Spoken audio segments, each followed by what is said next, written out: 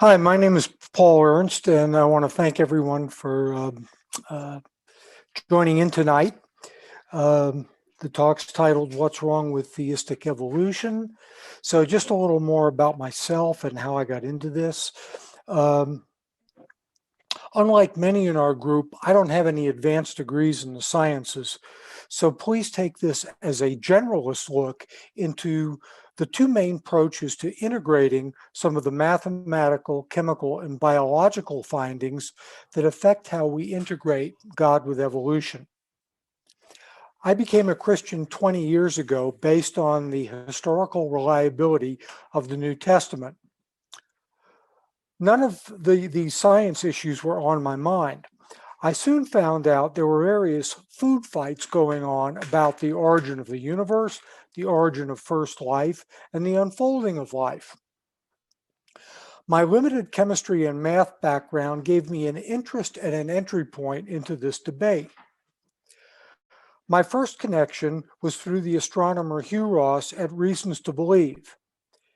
It was helpful, but I found my interest was not so much in harmonizing scripture with science, but in doing what is known as natural theology. That is what you can infer from God about what can be seen in nature. I believe scripture itself gives warrant to this approach with passages like Romans 1:20, which says God's action can be clearly seen. But can we really say this in light of modern science? I believe the evidence is better than ever, but some don't see it that way. This is understandable for atheists, but it's surprising coming from certain segments, scientific and theological, of the Christian community itself. This can have consequences for the gospel going forward, so I'm convinced this is worth looking into. The general format is I'll try to give you a flavor and a description for what theistic evolution actually is, some descriptions. And then we're going to move to some slides that'll have some maths on it. And we don't want to put anyone off. If you were at the meeting several weeks ago that Tom did about statistics and large numbers, we covered exponents. And for those of you that may not remember your high school math, an exponent is the superscript over 10, which means that many zeros. So you can pile up really large numbers really quickly. On the other hand, if you make a fraction out of it and put a 1 over 10 raised to one of those exponents, it gives you a really small number or a really low probability. And so just be prepared that some of those maths will be on the screen. I don't want it to scare anyone off. Theistic evolution can mean different things to different people.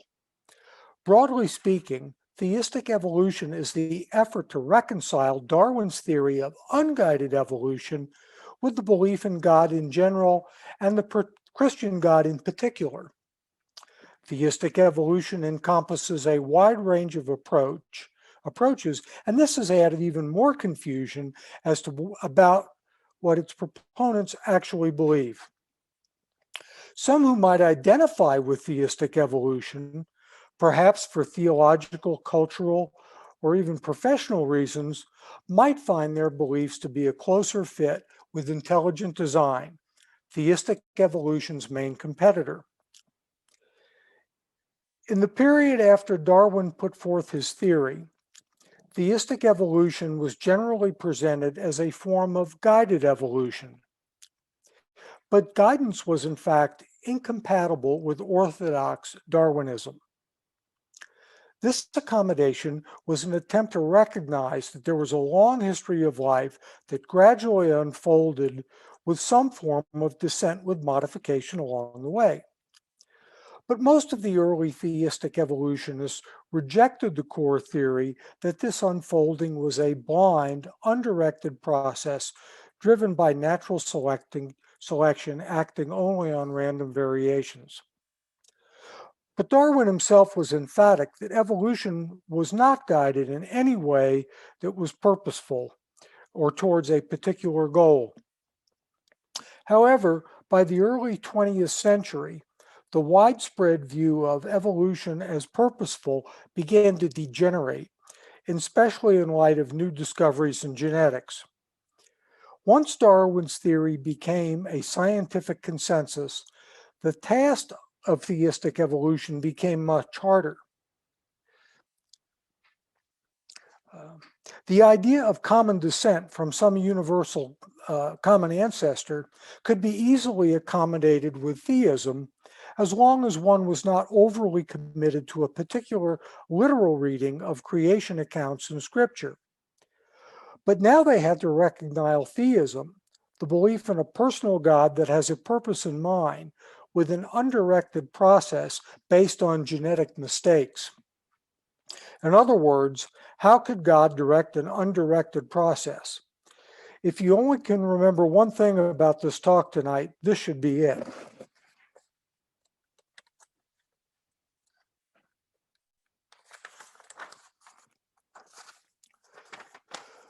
The way many theistic evolutionists frame it, God chose to create the world by setting up an undirected process over which he has no specific control and no foreknowledge of the various outcomes.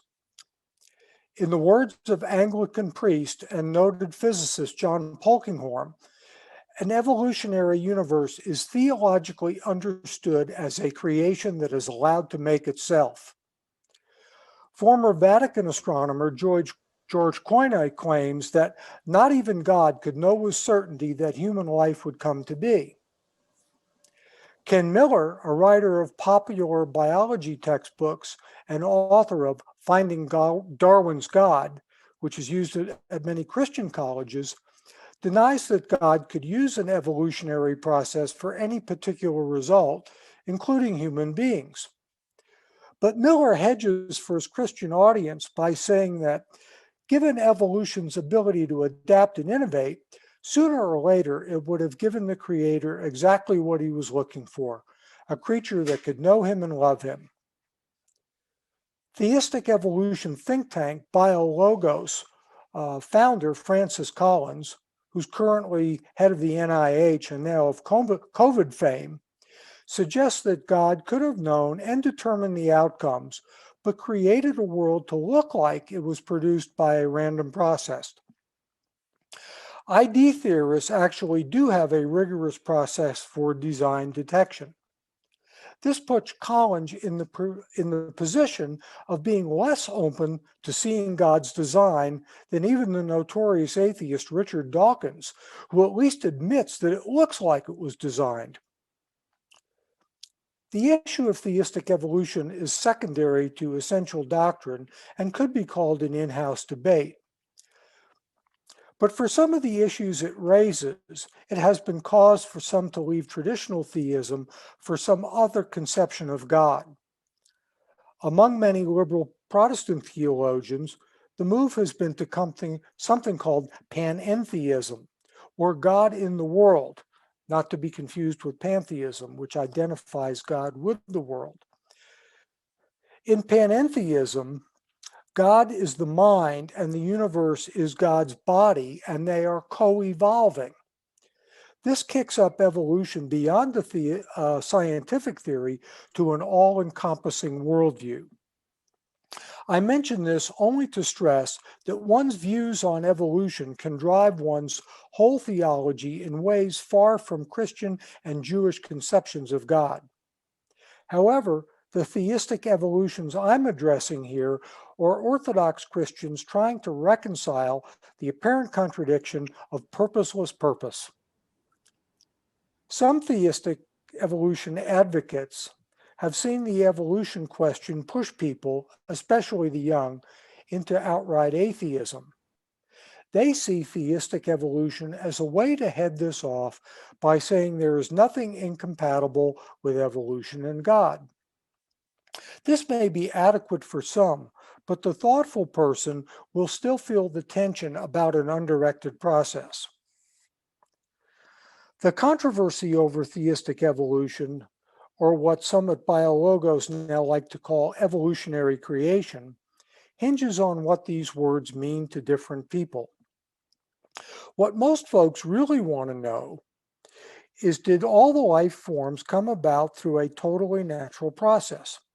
In other words, is Darwin's theory true? And if so, is it the method of how God created, or was God more directly involved in bringing forth various life forms? Of course, if you're a naturalist and don't believe in any form of guiding or supernatural intelligences out there, then some form of a purely materialistic evolutionary theory must be true. But for the theist who has other options, is the theory of natural selection acting on random variations the way God created? That's what we need to look at.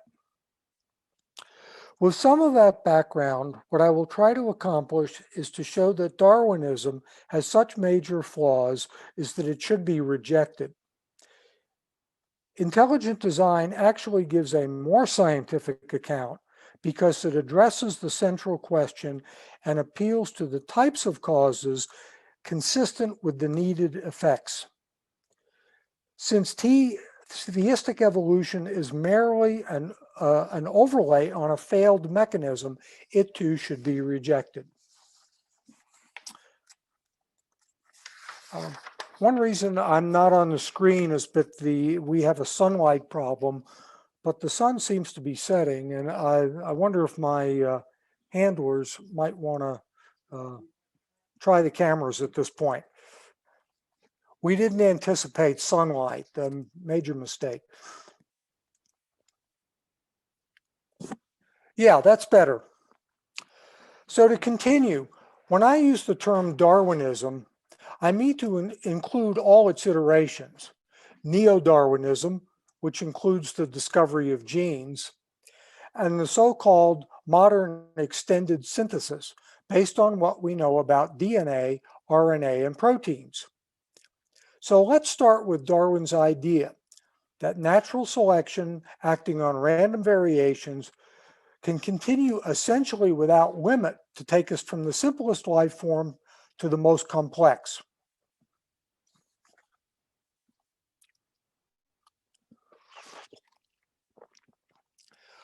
Biochemist Michael Behe, author of Darwin's Black Box, breaks Darwin's theory into three parts.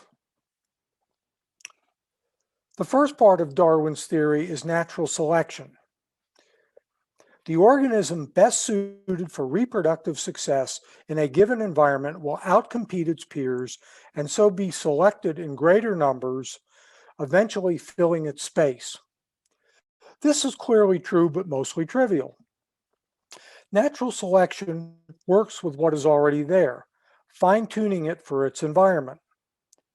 This is also known as microevolution, but the more interesting question is if the micro can be extended to the macro.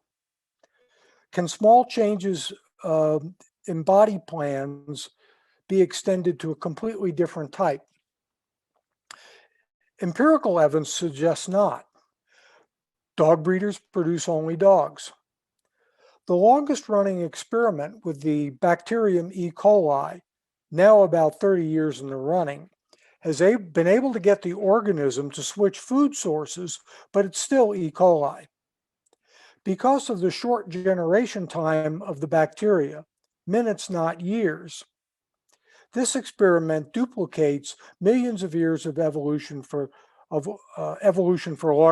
larger organisms. Recent work by microbiologist Mike Behe suggests the cutoff is early in the taxonomic chain, just above the species and genus level, and does not extend to family. This is his edge of evolution, and we might give some examples later. These and other experiments, like irradiating fruit flies, can only create hopeful monsters that either die or fail to survive in the wild. There seem to be hard limits on what natural selection can select for. Recent work made possible by high-speed gene sequencing that Dr. Behe talks about in his Darwin Devolves suggests that examples of evolution like polar bears from brown bears are caused by breaking or blunting an existing gene, a loss of genetic information, or devolution. The beak changes in Darwin's finches, which are quite famous in textbooks, are a pure selection effect and not real evolution at the genetic level. There is also the concept of a fitness plateau.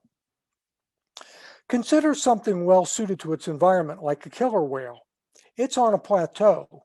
It's hard to imagine something better.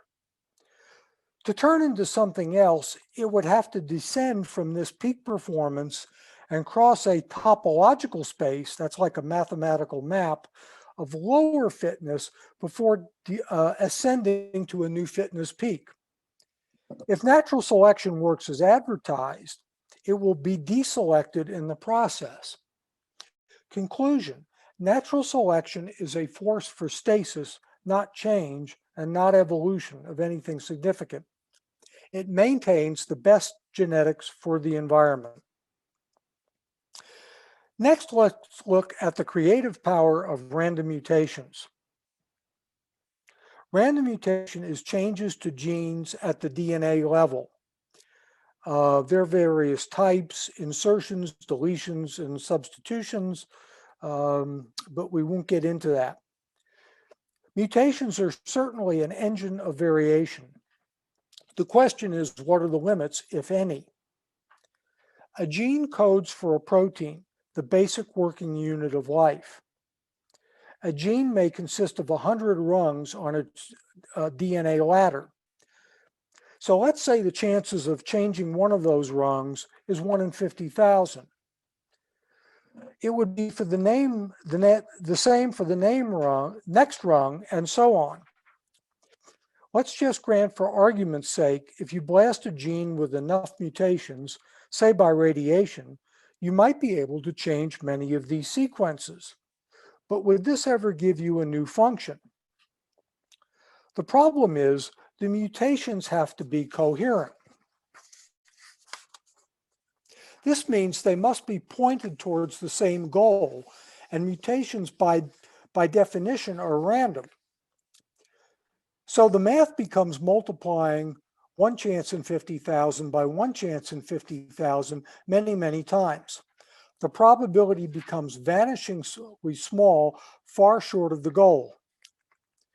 Dr. Behe's work with the malarial drug chloroquine shows that the parasite can overcome a 1 mutation change for a new drug in a day, and it can accomplish 2 mutation changes in 50 years and overcome that drug. But it probably never gets to a 3 mutation change in a meaningful time. Behe sets the goal of 4 directed mutations as the upper limit. The mutations would have to somehow know where they were going, a goal-directed process, and that is what Darwin's theory was supposed to eliminate. At this point, excuse me. At this point, biologist Ken Miller, finding Darwin's God, a fierce defender of Darwin and an ID opponent, suggested that God may somehow act undetectably at the quantum level to affect the mutations. At this point, Miller has left Darwinism for some form of ID. God is acting, although he would vigorously deny this. For me, it's hard to understand why theistic evolutionists would want God's action to be undetectable. The third part of Darwin's theory is common descent or common ancestry. The species are obviously related, but not necessarily in the way you might think.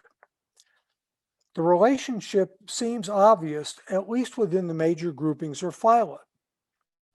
But the branching tree of life, as presented in textbooks, is a fiction.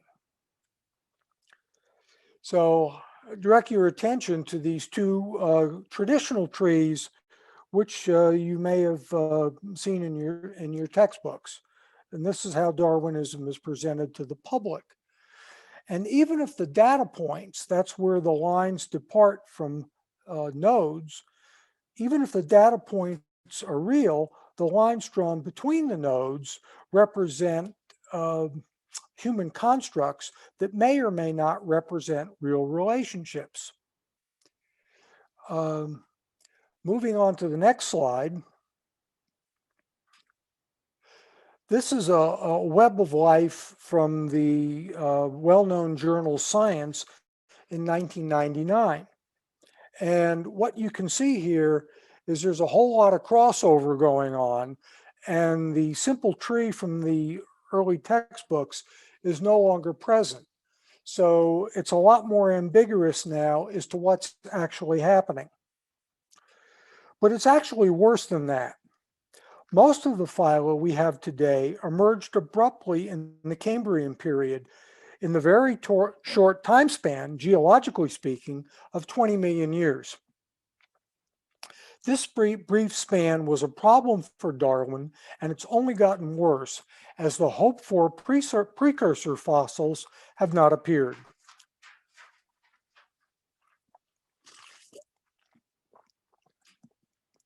Scientific theories are sometimes said to be underdetermined. That is, we don't know exactly what their interpretation is. There are 6 or more interpretations of quantum theory, with no idea which one is correct. They all fit the data equally well. If it were not for the attached dogma that goes with evolution, that is, descent from a common ancestor, the same underdetermination could apply to the progression of the species. Just think about the history of the automobile. It changes over time because of a common design, or more specifically, the reuse of concepts. The same could be equally said about the progression of life. Next slide, please.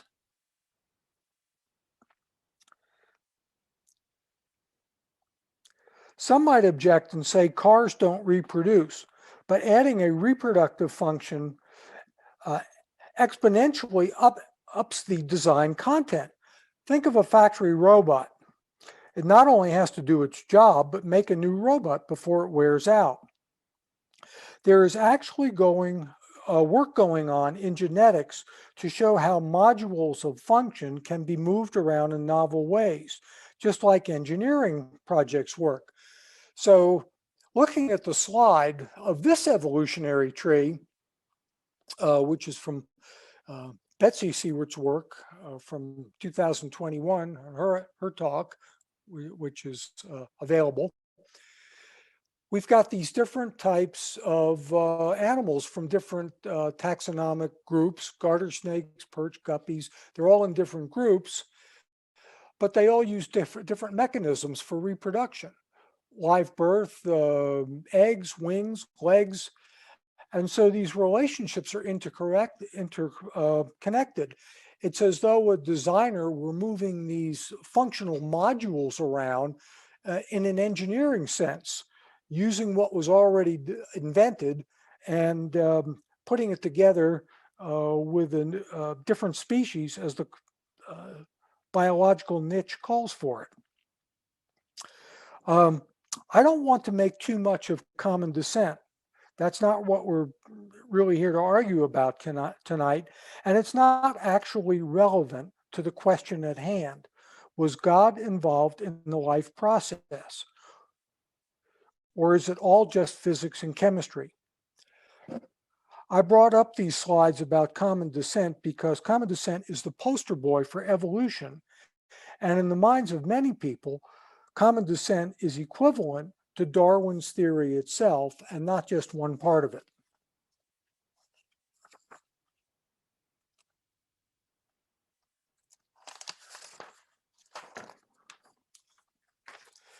Shortly after Watson and Crick discovered the structure of DNA, Francis Crick came up with the idea of sequence specificity.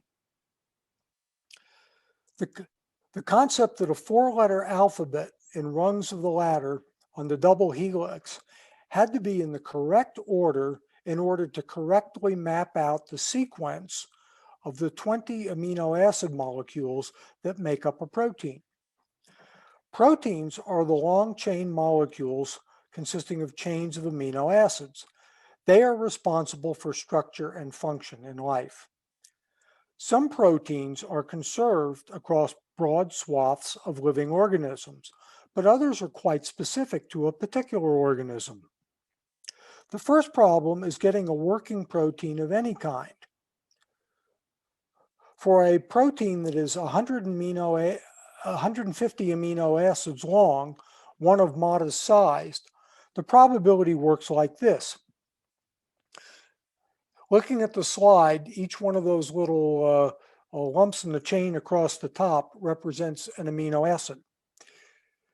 So in our example, we have 150 of these amino acids, and there are 20 of them. And so we have to raise 20 to the 150th power.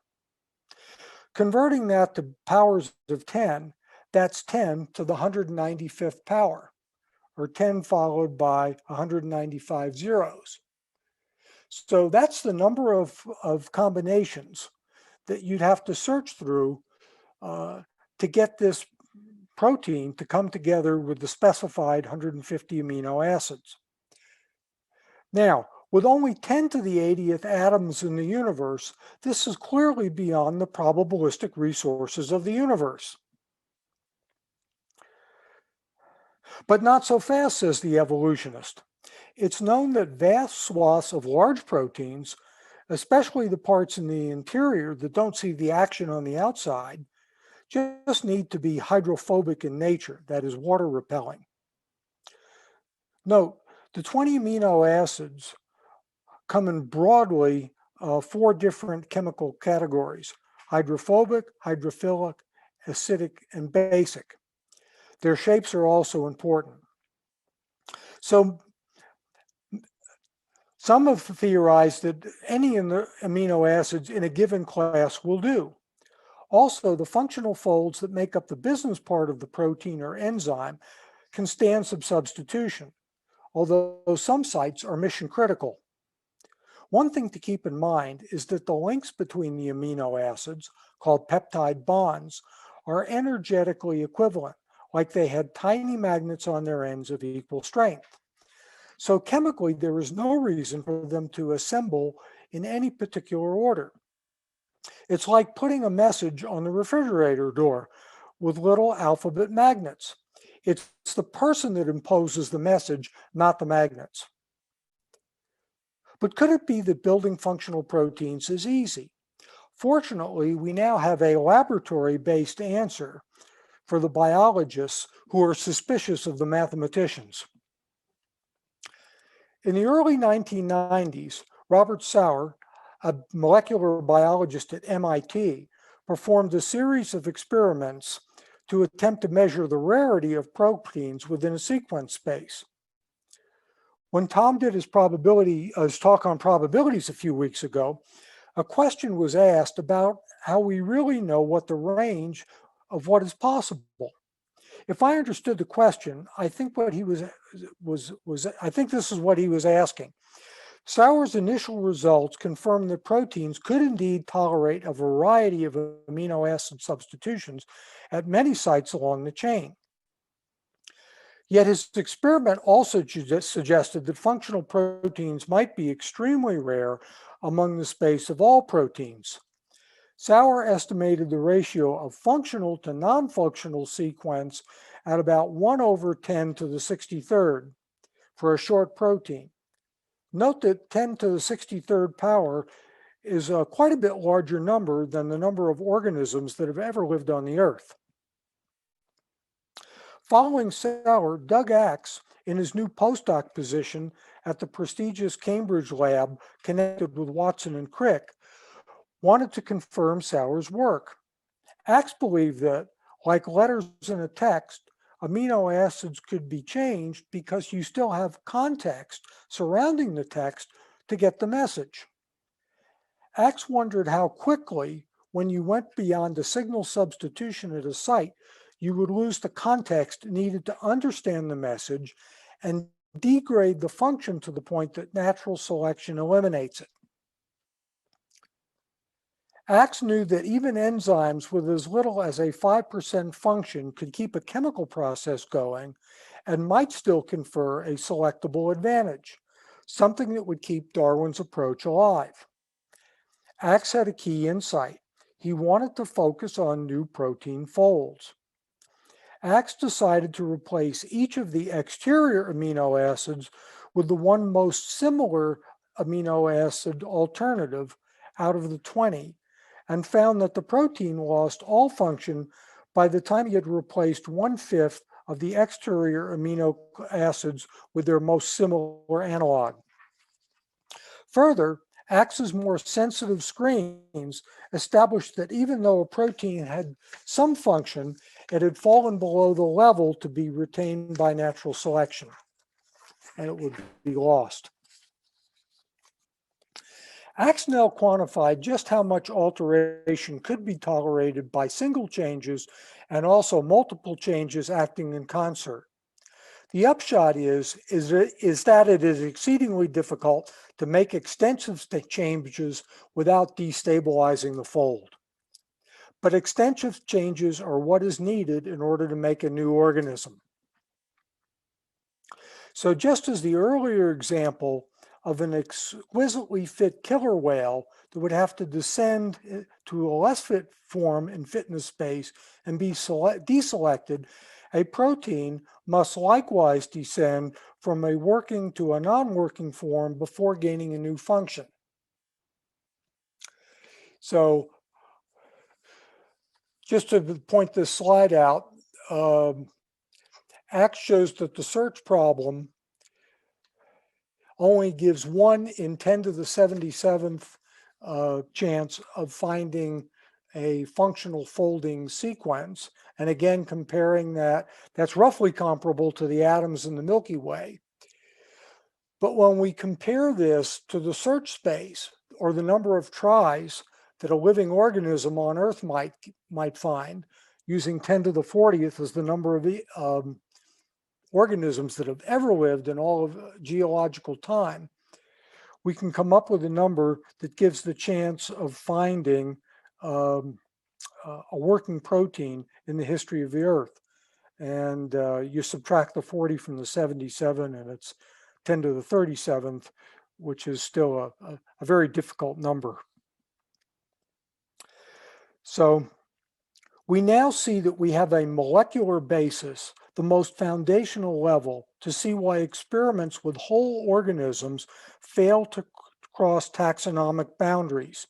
It's prohibitive for the killer whale, and it's prohibitive for a functional protein. Tom, can I get the slide with the two similar proteins?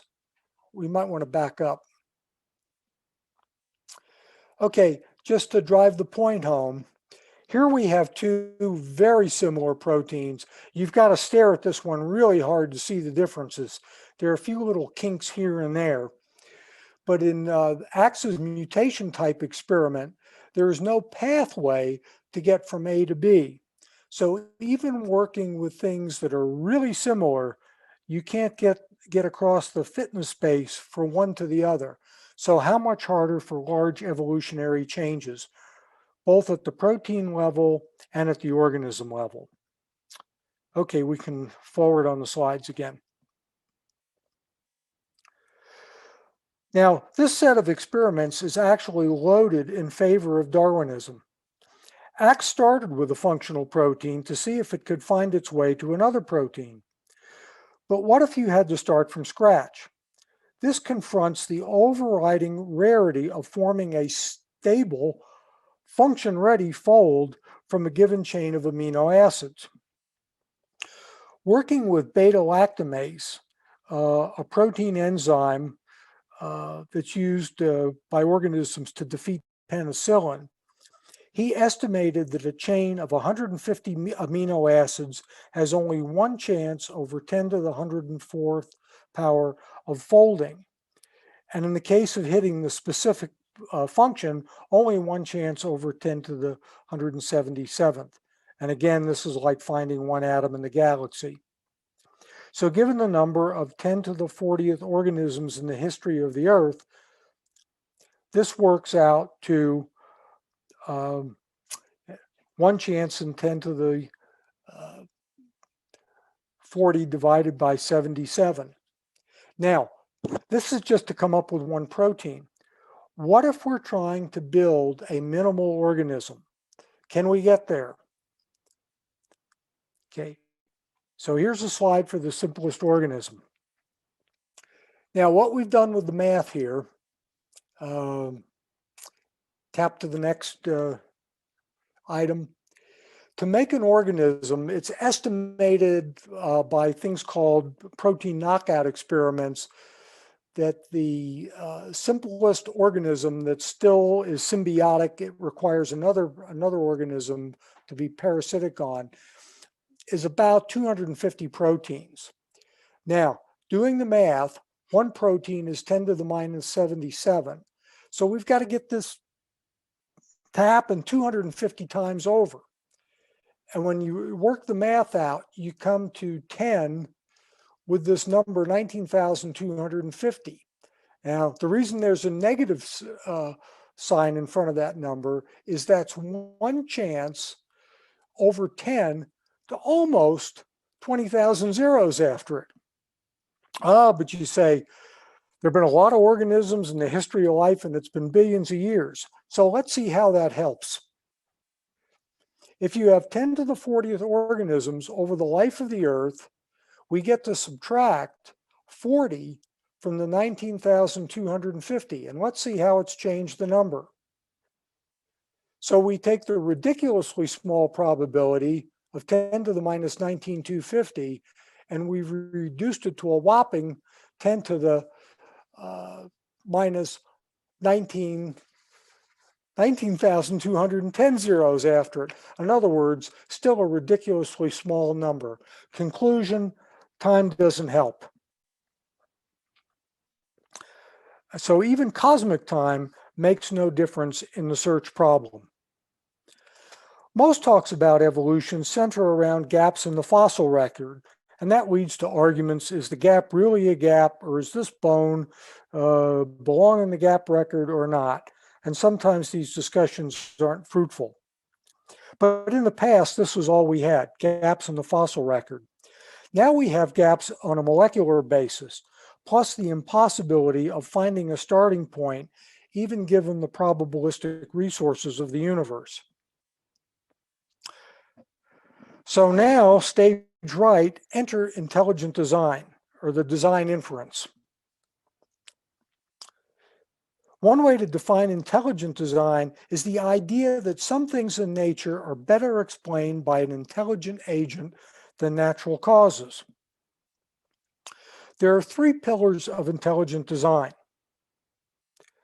The first is information. I've already introduced the concept of sequence specificity. The sequence must specify a function. It's like reading a language. One must know what the language means in order to perform the action.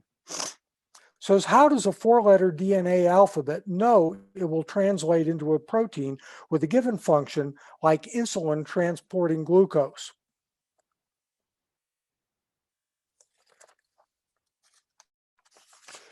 We have looked at several reasons why blind search runs out of luck long before hitting anything workable that can be seen and selected for. The interpretation of language or code into action is what a mind does. Because this is the stuff of information, not matter and energy, ID theorists have confidence that the scientists, which deal with the sciences, which deal with matter and energy, will never get to the root problems without taking an information-based approach. We know of no sources of information other than mind. This is an inductive argument. The burden of proof is on the other side to find the black swan exception. The next pillar of ID is irreducible complexity.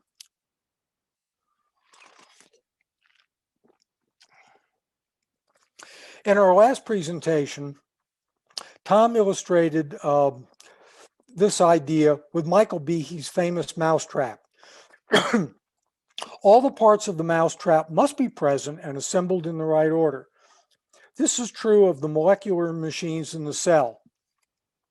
The poster child for irreducible complexity is the bacterial flagellum, an electric motor propeller consisting of 40 matched parts, which are proteins, manufactured separately and brought together and assembled in the correct order.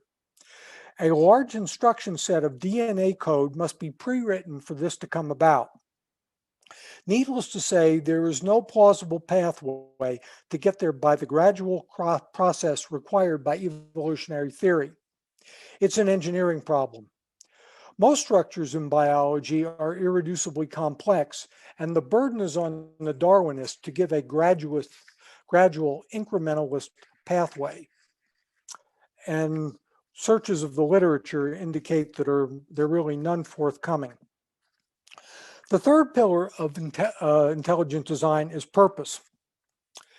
The evolutionary process has to know where it's going, and purpose, or Greek, telos, requires logos, or mind. Intelligent design theory accepts this when conditions like sequence specificity and irreducible complexity obtain. Darwinian naturalism, as did Darwin himself, specifically rejects purpose. Theistic evolution, on the other hand, they go with their Darwinian colleagues and either reject purpose altogether or find it hidden from scientific detection. Next. So what are the objections to intelligent design? Well, one is what I call the scientific blank check. What science has delivered to us is impressive. People see this in the technology they use.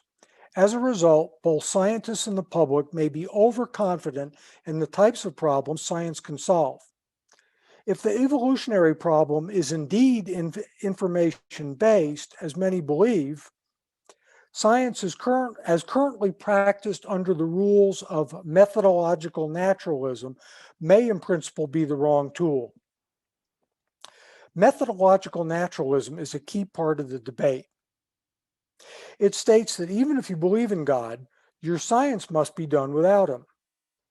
We know that most science is done the same way, whether the scientist in question is a theist or a naturalist. While methodological naturalism is generally good practice, who made methodological naturalism an absolute rule in all cases? It's usually fine for operational or laboratory science, but not always when looking for causes of past actions. And it's certainly not inherent in science itself. It's a convention one must follow if you want to play with the cool kids.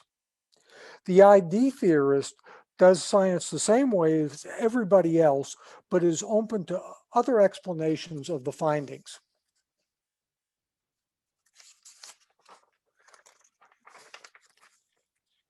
Some theistic evolutionists fear that by invoking God at every hard question, scientific inquiry will stop. Well, that's just silly. Look at the 10 years or so that went into Doug Axe's protein experiments. Not being open to purpose in nature can even work the other way around. Darwinists were so sure that 97% of the DNA that does not code for proteins was just evolutionary residue dragged along as junk that they never even thought to look. ID theorists who considered purpose were vindicated when much of the so-called junk DNA was found to have function in the area of gene regulation. Another fear is that of committing the God of the gaps fallacy, making an argument from ignorance. This is perhaps the most frequent objection from theistic evolutionists. Theistic evolutionists are afraid that any gap in scientific knowledge that is filled by an appeal to God will be eventually filled with a materialist explanation as the science progresses, painting God into a smaller and smaller corner until he disappears. But ID is not an argument from ignorance, but an appeal to causes now known to be in operation. We know that today the only source of complex specified information is mind. So it is more than a good inference that mind was in operation when the information came on the scene in the beginning. Science suffers from its own gaps problem. The gaps in current evolutionary theory are increasingly apparent to many evolutionary biologists, and even more so from the math and computer science community. Knowing the deficiencies in evolutionary theory, the search is on for a better materialist explanation. Just don't let a divine foot in the door. This applies to not just the origin of life, but the origin of the universe. But that's a discussion for another day.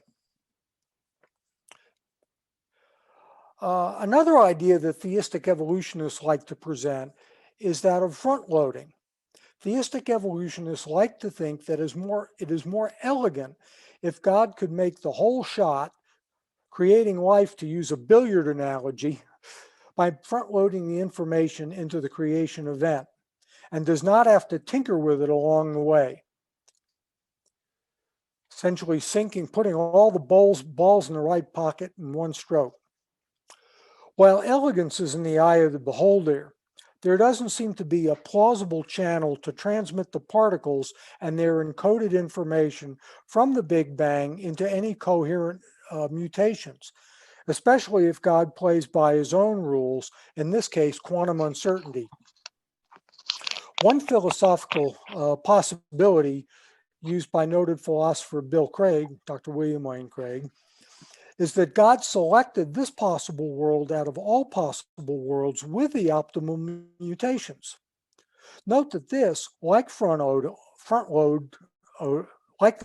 loading of design, is a form of design when it creates something that's beyond the probability of events that can happen in the universe, given the resources at hand. So when we pass some sort of universal probability bound, like one chance over 10 to the 150th, our design detector should go off and you can ring the bell. So what I think I have shown, while not exhaustive, I think I have presented several strong arguments against current evolutionary theory and several positive arguments for an ID perspective. If successful, these arguments should convince any theist against becoming a Darwinist. We simply have the better arguments. I recognize that leaving something you are invested in is difficult, and this is true for many naturalists and theistic evolutionists alike. There may even be a professional cost. Many Discovery Institute fellows got fired from major academic institutions, including Jet Propulsion Laboratory and the Smithsonian. I left the church with management objections to my ID teaching after they received a significant grant for the Templeton Foundation to promote theistic evolution. The rationale was that it was a university church and couldn't afford to look backward. So the Emperor Strikes Back as the billion-dollar Templeton Foundation funds theistic evolutionary think tank BioLogos at over twice the level of the Discovery Institute's budget. BioLogos targets churches and clergy, and they are under pressure to conform, to avoid the culture wars, and especially to retain millennials. So I agree, we want to be scientific. We don't want to do bad science, but the overriding question should be, what does the science actually point to?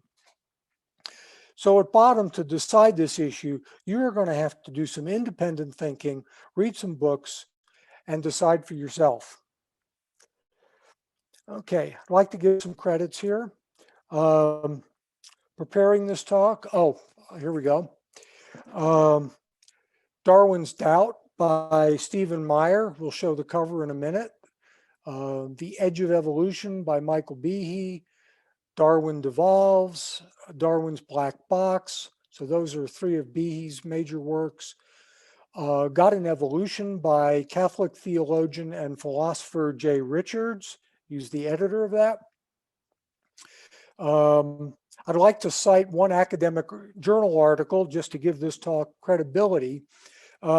Estimating the prevalence of protein sequences. This is by Doug Axe, Journal of Molecular Biology, and there's the citation there. I have that citation in my own book. I might get to hold that up for you. And so I'd like to give all my work is derivative. There's very little original thinking there. So I'm grateful to all the Discovery Institute scholars for putting that work in an accessible form, so I can hopefully download this to people that can benefit from it. Let's see some slides for those books available at Amazon. And now I think we can move to questions. Okay, let me get the questions here for you. All right, just a moment. We're seeing the camera there, guys. There we go. All right. Let me get my questions up there. Hang on a second. Let me get them back.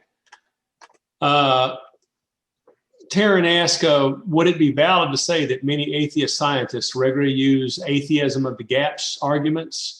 Whenever they run into a gap, it absolutely has to be non-intelligence, lack of design, an argument from ignorance, therefore committing the same intellectual sin that they're accusing theists of? Yeah, I think you've hit the nail on the head. Sometimes we can alternatively call that the chance of the gaps problem. So it's just a question of what's the gap going to be filled with. And due to the information nature of the problem, we think that ID is more likely to fill the gap than a materialistic, probabilistic based process. Thank you for that. Okay, next question says, Paul, you seem to be concerned that Christians, lay folks and scholars adopt the Darwinian model of how life came to be, mainly because it seems that it is a theory that rejects at the start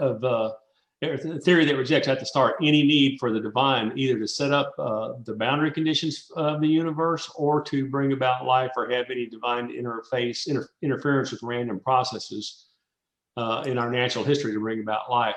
However, what are the reasons for you to think Christians are vulnerable enough to this view to put the spotlight on it as an important subject for us to consider? Isn't the Christian community aware of this? Well, I think that Discovery Institute commissioned a sociological study about 8 years ago as to why young adults are atheist, agnostic, or have left the faith. And evolution was cited in the majority of cases. Now, most of these people are non-technical. They're really not aware of any of these arguments in detail. Well, some of them are, but it's just a vague feeling that science has this mantle of authority. And the famous anti-theist Richard Dawkins said that Darwin's theory has allowed him to become an intellectually fulfilled atheist. So I would say, from a sociological standpoint, the materialist explanation just seems to have overwhelming cultural power. And so, 50 years ago, the church just kind of had to suck it up and make the best of it and paper over these problems. But with the science that's come to light in the last 20 years, we really don't have the jackboot of materialism at our necks anymore. And just as some of the even scientific materialist community is noting the deficiencies in Darwinian theory, just at the time when we should be greatly encouraged, the church seems to be losing its nerve and wants to conform to the culture. And I guess I'll leave that up to the sociologists for all the reasons. Part of it is a desire to get away from culture wars and fights over origins. You can go back to the Scopes trial and look at that and say, well, Christians sort of came out the loser in the Scopes trial. We don't want to do that one again. We don't want to repeat Galileo. So there's kind of a sense that every time Christians step into the scientific arena, we come off the worst for it. And so I'm saying now, I think we have some pretty good arguments. They've been road tested in serious debates with qualified opponents, and I think they hold up rather well. So there's no need for us to blink at this time. Hope that answers the question. All right, and we have one last question that says, how does Behe reconcile irreducible complexity with his belief in common descent? Does he have a particular view of theistic evolution? Well, Behe doesn't have a problem with common descent, but I tried to differentiate that just because you have common descent, you have not ruled out the actions of a designer. So in other words, I know I have parents, and that link can be continued backwards as far as you want. But as far as the changes that occur at the genetic level, that an intelligence could be acting at the level of those mutations, we can infer that because randomness isn't adequate as we've seen in the numbers. So specifically addressing irreducible complexity, what you've got here, it's like ordering up parts from a factory. You got to order up the right parts at the right time. And all that requires coding, and that goes back to the information problem. So I think information and irreducible complexity, though we sort of separate them out for conceptual reasons, they are linked. They're sort of two sides of the same coin. And so he would say that there's something going on as life progresses from one organism to another, whether it's by common descent or a poof miracle of special creation. Okay, and we got another couple minutes. We did have one other question come in. Can you comment on the religious motivations of scientists themselves for sticking to a particular view? For instance, Hoyle's insistence that a static universe would be an example. I think the question is, isn't that a religious conviction, essentially? Well, I think at the time that Hoyle made that observation, a static universe was what was preferred. Now, Hoyle is famous for coining the term Big Bang, which he meant as a pejorative. So he thought the Big Bang was really something to be made fun of because he wanted to maintain an eternal universe, because something has to be eternal and uncreated. And your choices are really God or the universe. So if the universe is eternal and uncreated, there's no need for God. But with the Big Bang, which Hoyle was objecting to, he now had this problem of a divine beginning. And if I might extend that, when Hoyle looked at what was going on with atomic physics, he noticed that after you make the elements leading up to carbon, see, carbon's number 6, you can make the first 5 elements rather easily in the internal furnace of a star. But when you try to make carbon, you've got to get element number 3, it's 2 lithiums to come together, at the right time, and the probabilities against that are not good. So I forget all the physics involved. Might have some physicists here that can chime in, but there had to be an exact vibrational level in the carbon atom to bridge from the lower elements to produce carbon. And when Hoyle looked at the physics of this, he knew it wasn't by chance. And his famous quote is it looks like um, a supreme intelligence has monkeyed with the physics, and for that matter, the chemistry and the biology and anything else worth talking about. Now, Hoyle never became a theist, but he certainly understood the implications. Okay, I think we are right at 9 o'clock here. I think we're at a point where we can wrap up here. So Tom, you were emceeing this. Do you want to close us out? Do you want me to do it, or? Let's sign off. Let me just Okay. say thank you for all attending. This will be on the website, we hope, in the near future, so you will access it. And we do plan to have other events in the fall. So stay tuned, and we'll let you know as the next talk is promoted. All right. Thanks, everyone. Thanks, everybody.